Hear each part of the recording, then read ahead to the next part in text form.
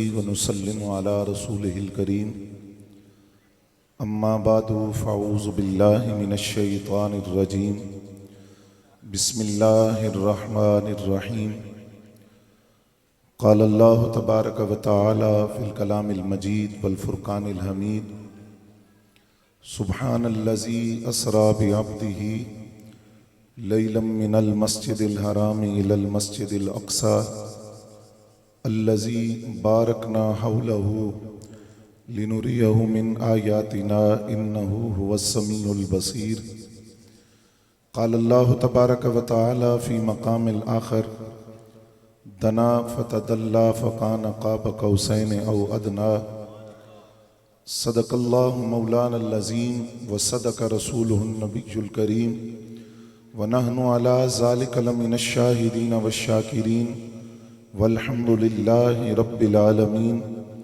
الصلاة والسلام علیک یا رسول اللہ وعلی آلک واصحابک یا حبیب اللہ الصلاة والسلام علیک یا رسول اللہ وعلی آلک واصحابک یا حبیب اللہ الصلاة والسلام علیک یا رسول اللہ وعلی آلک واصحابک یا حبیب اللہ۔ حمد و ثنا کے بعد انتہائی واجب الاحترام قابل صد احترام بزرگوں اور دوستوں، بالخصوص سٹیج پر جلوہ فرما حضرات علماء ذی وقار، زینت مسند صدارت فاضل جلیل حضرت علامہ پیر سید تنویر حسین شاہ صاحب بخاری نقشبندی، دیگر سامعین ذی وقار، مجھے جو موضوع حکم دیا گیا چونکہ شب معراج ہے، معراج النبی صلی اللہ علیہ وآلہ وسلم کی رات ہے، تو اسی مناسبت سے چند گزارشات آپ حضرات کی خدمت میں عرض کرنا ہے۔ امید ہے کہ آپ توجہ کے ساتھ سماعت فرمائیں گے۔ دنیا انسانیت کے اندر آج تک کوئی ایسا ترازو، کوئی ایسا پیمانہ نہیں بنا جو نبی اکرم صلی اللہ علیہ وآلہ وسلم کی عظمت کو، مقام کو تول کر یہ بتائے کہ مقام مصطفیٰ کی حد اور کنارہ کیا ہے۔ اگر کسی شخص نے یہ دعویٰ کیا کہ میں نبی اکرم صلی اللہ علیہ وآلہ وسلم کے مقامات کی حد اور کنارے کو جان گیا تو اس سے بڑھ کر جاہل اور بے وقوف دنیا انسانیت میں کوئی نہیں ہو سکتا۔ بات کو طول دینے کی بجائے دو مثالیں آپ کے سامنے رکھ کر بات آگے بڑھاتا ہوں۔ چند افراد یا چند لوگ اپنی جہالت کی وجہ سے اگر اس بات کو نہ مانیں تو ان کی اپنی مرضی۔ علماء کرام تشریف فرما ہے، میں نے جہاں تک پڑھا یا ان علماء نے جو مطالعہ کیا، ان سے ہم نے حاصل کیا، آج تک کائنات انسانیت کے اندر نبی اکرم صلی اللہ علیہ وآلہ وسلم کا جتنا قرب حضرت صدیق اکبر رضی اللہ تعالیٰ عنہ کو ملا، اتنا کسی اور کے حصے میں نہیں آیا۔ حضرت سیدنا صدیق اکبر رضی اللہ تعالیٰ عنہ بارگاہ رسالت مآب میں حاضر ہیں اور نبی اکرم صلی اللہ علیہ وآلہ وسلم سے ایک سوال کرتے ہیں۔ وہ سوال یہ ہے کہ حضور یہ فرمائیں کہ آپ کا مقام ہے کیا؟ اگر آپ توجہ فرمائیں تو سوال کرنے والا میں یا آپ نہیں ہے، سوال کرنے والا وہ ہے جو بدر میں بھی ساتھ ہے، احد میں بھی ساتھ ہے، مدینہ کے بازاروں میں بھی ساتھ ہے، مکہ کے کوثاروں میں بھی ساتھ ہے، خلوت میں بھی ساتھ ہے، جلوت میں بھی ساتھ ہے، ہجرت میں بھی ساتھ ہے، معراج میں بھی ساتھ ہے، غار میں بھی ساتھ ہے، مزار میں بھی ساتھ ہے۔ ان کا سوال ہے حضور یہ فرمائیے آپ کے مقامات کی حقیقت ہے کیا؟ آپ کی عظمتیں، آپ کی رفتیں روز ایک نیا پہلو دیکھتے ہیں، آپ کا مقام ہے کیا؟ فرمایا پیارے ابو بکر، میرا مقام، میری حقیقت کیا ہے یہ میرے رب کے سوا کوئی نہیں جانتا۔ مجھے رب نے کیا مقام دیا، کن کن عظمتوں سے نوازا، حقیقت محمدیہ کیا ہے، مقام مصطفیٰ کی حد کیا ہے، عظمت مصطفیٰ کا کنارہ کیا ہے؟ زبان مصطفیٰ سے اعلان ہے کہ میرے رب کے سوا کوئی نہیں جانتا. بات اگر مشکل ہو تو تھوڑا قریب آتے ہیں. لاہور کی نگری سے آیا ہوں تو داتا صاحب کی بات کر لیتے ہیں. داتا صاحب رحمت اللہ علیہ نے کشف الموجود میں یہ بات ذکر کی ہے. فرماتے ہیں کہ جب مجھے کوئی مشکل پیش آتی تو میں جس ولی کے مزار پر سوالی بن کے جاتا ہوں اس کو بایزید بسطامی رضی اللہ تعالیٰ عنہ کہتے ہیں. اور نقشبندیوں سے زیادہ بایزید بسطامی کو کون جانتا ہوگا؟ سلسلہ نقشبند کے شیخ ہیں، سرحیل ہیں حضرت بایزید بسطامی، جن کے بارے میں داتا صاحب کہیں کہ مجھے اگر کوئی مشکل پیش آتی ہے جن کی قبر پر میں سوالی بن کر جاتا ہوں وہ بایزید بسطامی ہیں. اور جن کے بارے میں سید الطائفہ آسمان ولایت کے نیر تاباں، سید الطائفہ اولیاء کی جماعت کے سردار، سلسلہ جنیدیہ کے بانی حضرت جنید بغدادی رضی اللہ تعالیٰ عنہ، جن کے سلسلے کی عظمت کے لیے ایک یہ بات ہی کافی ہے کہ داتا صاحب بھی انہی کے سلسلے میں بیعت ہے. وہ جنید بغدادی فرماتے ہیں اگر مجھ سے پوچھو کہ بایزید کون ہے تو فرماتے ہیں میں تو کہوں گا جو مقام جبریل کا فرشتوں کی مجلس میں ہے بایزید کا وہ مقام ولیوں کی مجلس میں ہے. اب تعارف میں نے عرض کر دیا، کوئی رکھڑا مولوی نہیں ہے، کوئی خشکی بانٹنے والا، حدیث پڑھانے والا نہیں ہے، کوئی تعصب کی پٹی باندھ کر قرآن کا ترجمہ اور تفسیر کرنے والا نہیں ہے. اتنا بڑا ولی کامل ہے، عالم ہے. سوال کرنے والے نے سوال پوچھ لیا، اس نے کہا بایزید اے تے دسو حضور دی شان دی آخری حد کی ہے؟ فرمایا پوچھنے والے تیری عقل میں گنجائش ہے اتنی؟ تیرے تدبر، فراست اور فہم کے اندر اتنی وسعت ہے کہ تو حضور کے مقام کی حد جاننے چل پڑا؟ فرمایا تو کیا جانے حضور کے مقام کی حد کیا ہے اور میں کیا جانوں؟ فرمایا سن. اب یہ بات آپ نے دل کی تختیوں پر لکھنی ہے. حضرت بایزید بسطامی فرماتے ہیں اگر تو مجھ سے پوچھے کہ حضور کا مقام کیا ہے تو فرمایا سن، ایک ہے عام بندہ، عام بندے سے اوپر مقام ہے بندے مومن کا. آپ کی سبحان اللہ کی آواز آتی رہے ساتھ.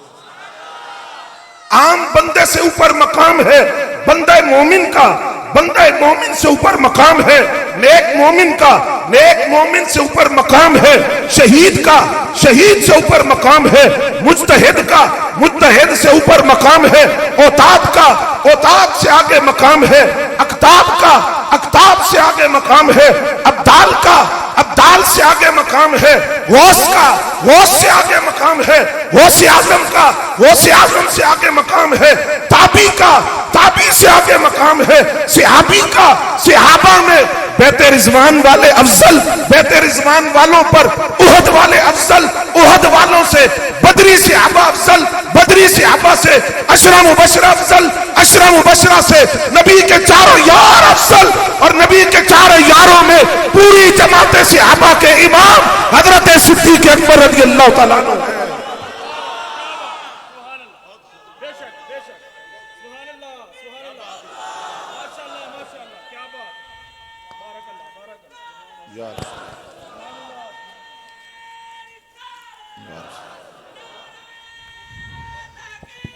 نعرہ تکبیر، نعرہ رسالت، نعرہ تحقیق، نعرہ حیدری.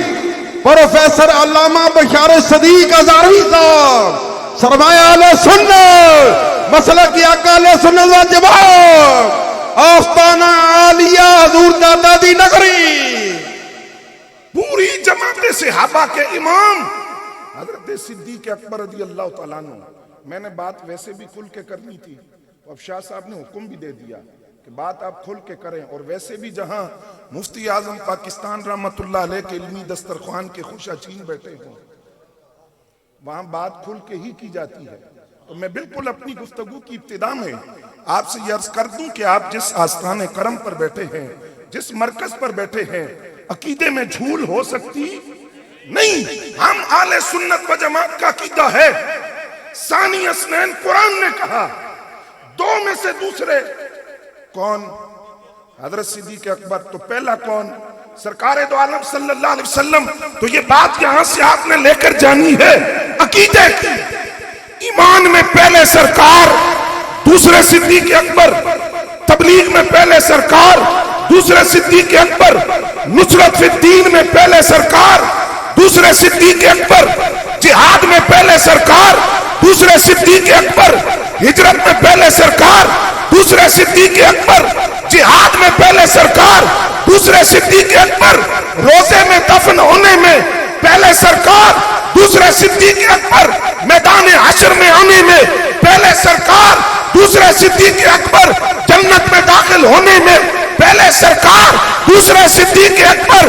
جہاں سرکار اول وہاں صدیق اکبر دوسرے.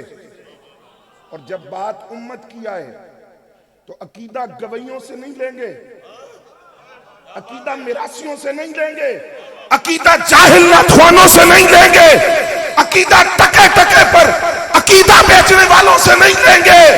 عقیدہ وہی ہے جو قرآن نے بیان کر دیا, نبی کے فرمان نے بیان کر دیا.